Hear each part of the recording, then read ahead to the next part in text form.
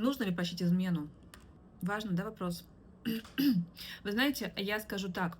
Я убеждена в том, что у нас у каждого есть право на ошибку. И в том, что один раз накосячить может каждый из нас. И я за то, чтобы один раз попробовать простить. Это не про всех, не все умеют прощать. Но если есть ради чего и для чего, и если есть смысл, то вы найдете в себе силы простить своего любимого. Но я повторюсь еще раз, один раз.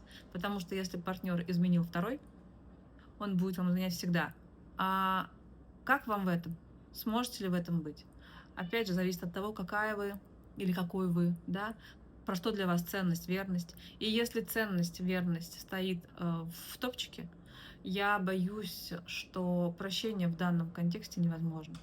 Но, еще раз, каждый из нас имеет право на одну ошибку.